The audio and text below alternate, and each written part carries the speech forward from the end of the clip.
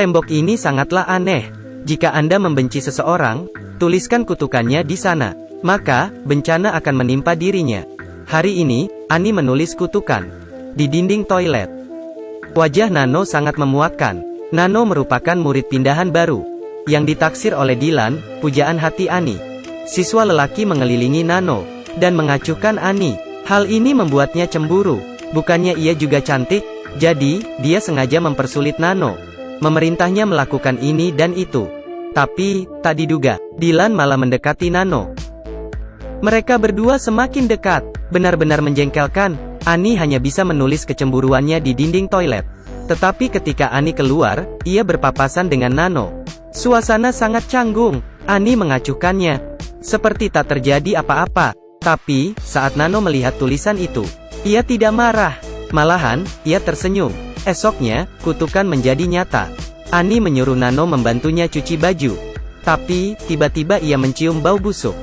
Ani mencium bajunya. Tidak bau, kok. Lalu ia mencium Nano. Hampir saja ia muntah.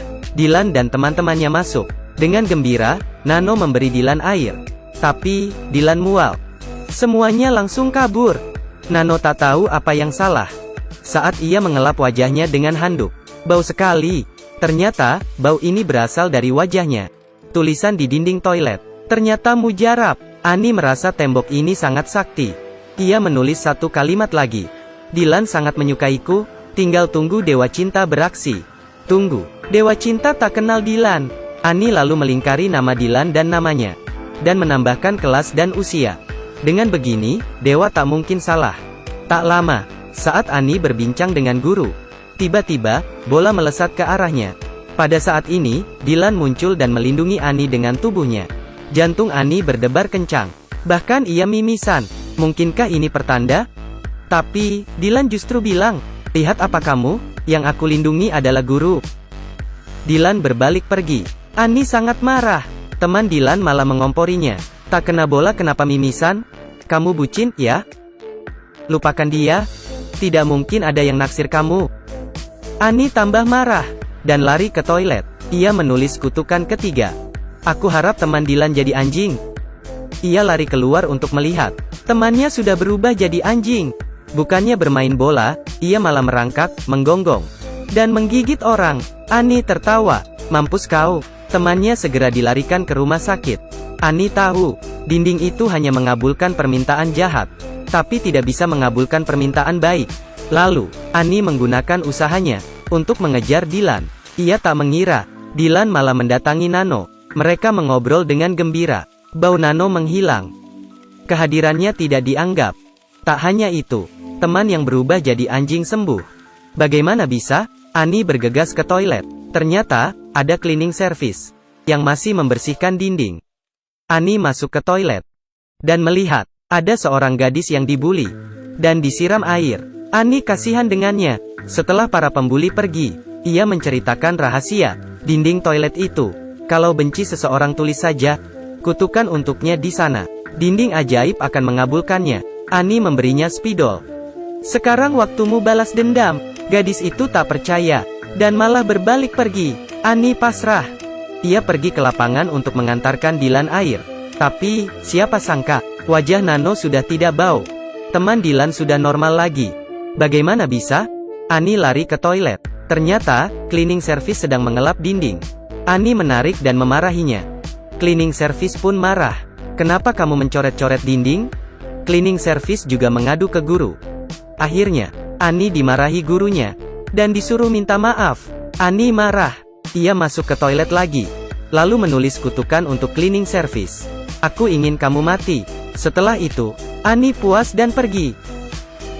Sesuatu yang mengerikan terjadi. Cleaning service tewas digantung. Ia mati. Ani menyesal. Ia tak menyangka, gadis yang dibuli lagi menemuinya. Ibu itu kamu yang bunuh kan? Kini ia percaya. Aku juga mau mencoba. Ani tak berpikir banyak. Ia masuk ke toilet dan menghapus tulisannya. Ternyata, ibu itu hidup lagi. Tapi, ia menatap Ani lekat-lekat. Ani takut dan segera pergi. Tak lama, Ani melihat Nano sedang bermesraan dengan Dylan. Ani sangat emosi. Ia mencengram spidol di sakunya. Benar, kutukan dimulai lagi. Tak lama, Nano berteriak keluar. Wajahnya berlubang. Ani tersenyum licik. Ia menulis. Wajah Nano berlubang seperti bulan. Dendam terbalas. Tapi, ia malah merasa bersalah. Malamnya, Ani melihat bibi itu di depannya. Ani ketakutan dan masuk ke dalam selimut. Tak lama, ia mengintip keluar. Ia sangat ketakutan. Di depannya ada Nano dan bibi tadi. Nano berteriak dan menangis. Seperti ingin menuntut balas. Untung saja itu hanya mimpi. Ani sangat stres. Esoknya, ia tidak bersemangat di kelas. Tapi, masalah belum selesai. Temannya, jalan ke arah jendela, lalu loncat. Ani syok. Ia pergi ke toilet dan melihat. Sudah ada kutukan tertulis di sana. Benar. Itu adalah kerjaan gadis yang dibuli. Tak lama, rahasia dinding ajaib menyebar di kalangan siswa. Di sekolah, banyak hal aneh terjadi. Gadis ini jadi sinting. Saat makan, ia tiba-tiba berdiri di meja dan menari sambil membawa mie. Ani tahu, ia pergi ke toilet. Tapi, dinding toilet sudah penuh tulis. Kejadian aneh makin banyak. Seorang gadis dikeroyok siswa lelaki. Seorang siswa berubah jadi anjing. Bahkan kepala sekolah tak luput dan meninggal karena serangan jantung. Ini semua akibat dinding ajaib yang kini penuh dengan nama orang yang dibenci. Ani menyesal. Ini semua karena ia membocorkan rahasia itu. Suasana di sekolah kacau. Ani melihat kutukan yang ditulis untuk Dilan. Semoga Dilan cacat. Sementara itu, Dilan sedang pemanasan. Ani mencegahnya supaya tidak usah bertanding karena bahaya. Tiba-tiba, Dilan terjatuh dan tak mampu berdiri. Kakinya sakit bukan main. Kutukannya mulai berjalan. Hanya ada satu solusi. Ani lari ke toilet sambil membawa lap dan cairan pembersih. Saat itu, ia melihat tulisan yang menghapus akan mati. Sungguh keterlaluan. Di sana makin banyak orang yang datang untuk menulis. Di dinding ajaib, melihat Dilan di kursi roda. Ani akhirnya menyadari kesalahannya. Saat itu, Nano datang. Ani minta maaf padanya. Ini ulahku yang mengakibatkan wajahmu melepuh. Nano tertawa. Memang minta maaf ada gunanya? Korban sudah berjatuhan. Apa kamu berani menghapusnya? Ani sangat marah.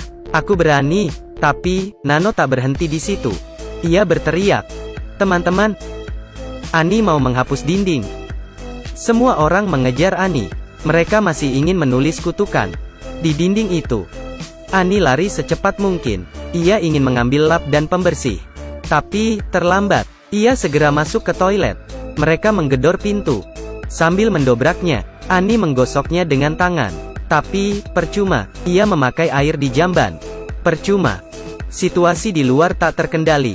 Mereka ingin membunuh Ani. Ani tak bisa menghapusnya. Dan sangat frustrasi. Karena panik, ia menulis. Semua orang hilang. Seketika, suara berhenti. Ani mengintip keluar. Di luar kosong. Ia menyusuri lorong. Kosong. Di perpustakaan, juga kosong. Di kantin, tak ada orang. Semua orang di bumi menghilang begitu saja. Nano tiba-tiba muncul. Ia seperti kejahatan di hati manusia yang tak bisa hilang. Di rumah, Ani melihat HP-nya. Semua kontaknya lenyap. Ani mengira ini hanyalah mimpi. Ia mencuci muka di toilet. Saat melihat ke cermin, bayangannya tak nampak. Cemburu kini tak berarti lagi. Wajar untuk cemburu, tapi kita tak boleh melukai orang lain. Karma itu ada. Jadi, menaburlah yang baik. Film pun tamat. Kalau suka silakan like. Dadah.